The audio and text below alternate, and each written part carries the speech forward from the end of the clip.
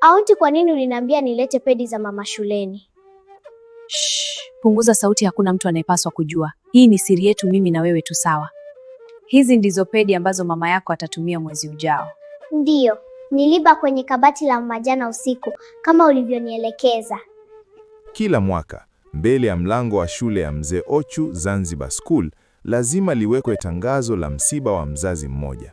Na cha ajabu zaidi, kila mzazi aliyefariki alifariki akiwa na mtoto darasa la 3.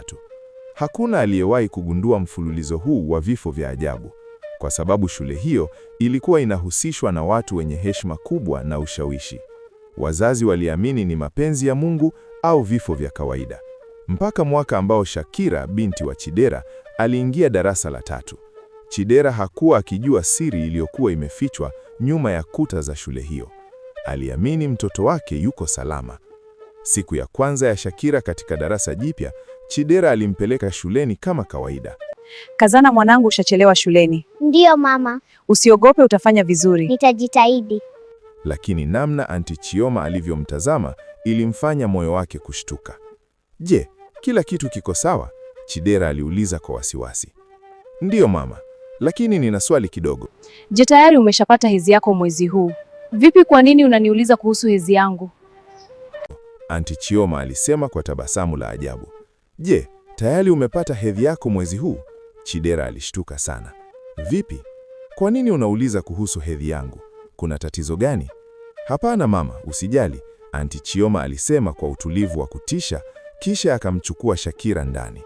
Chidera alibaki amesimama nje kwa sekunde kadhaa, akihisi baridi isiyoelezeka. Macho yake yakatua kwenye matangazo ya msiba ya mwaka uliopita. Mzazi mwingine aliyekuwa na mtoto darasa la 3. Moyo wake ulidunda kwa nguvu, lakini alijituliza na kurudi nyumbani. Baada ya kengele ya kufunga shule kulia, Aunti Chioma alimuita Shakira pembeni. Shakira, unataka kushiriki kwenye mashindano ya michezo? Ndiyo aunti. Vizuri sana. Shakira mrembo, unataka kushiriki mashindano ya kucheza, sivyo? Ndiyo aunti, Shakira alijibu kwa furaha. Vizuri, ukifika nyumbani, muulize mama pedi zake anaziweka wapi. Kesho niletee moja. Usimwambie kama unaniletea. Ichukue akiwa amelala, asijue chochote, sawa? Sawa ma, Shakira alijibu kwa tabasamu lisilo na hatia. Usiku huo, Chidera alipolala, Shakira alienda kimya kimya kwenye kabati na kuchukua pedi ambayo mama yake alikuwa ameiandaa kwa mwezi ujao. Asubuhi yake, Chidera alimpeleka mtoto wake shuleni bila kukagua begi. Mara tu mama yake alipoondoka, Aunti Chioma alimuita Shakira, akachukua pedi ile na kumpa toe kama zawadi. Usimwambie mtu yoyote, sawa? Alimwonya.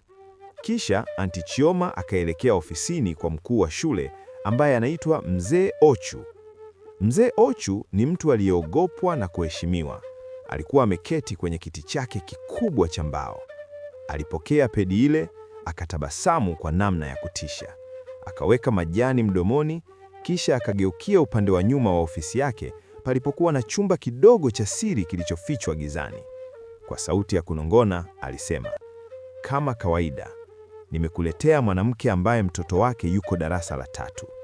Chukua roho yake mara tu atakapovaa pedi hii.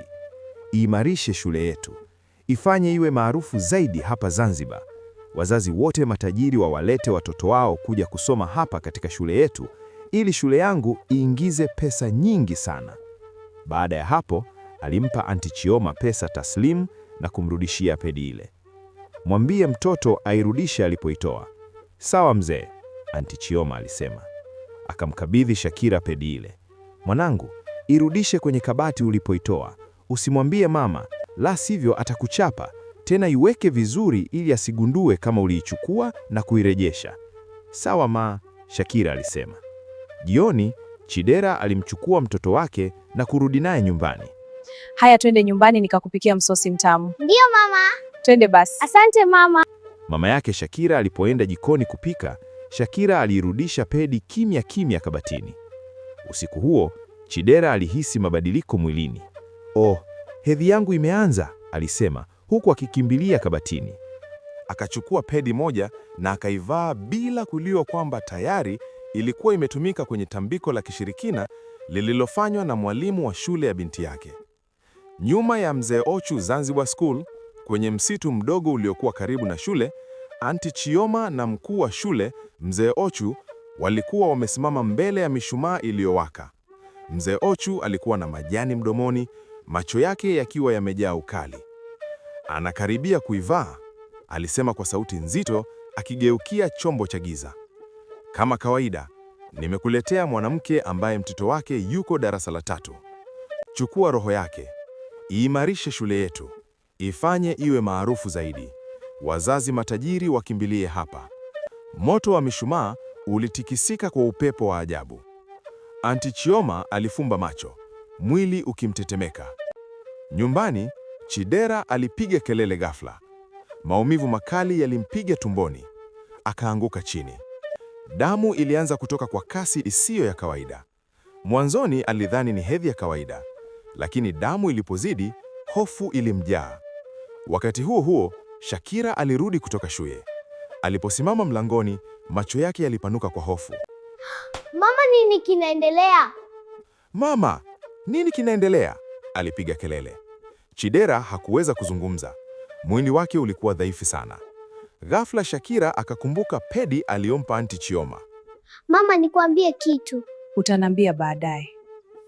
"Mama, nataka kukuambia kitu," alisema kwa sauti inayotetemeka. "Mwanangu, utaniambia baadaye." Chidera alinong'ona kwa maumivu, akidhani ni mambo ya kitoto tu.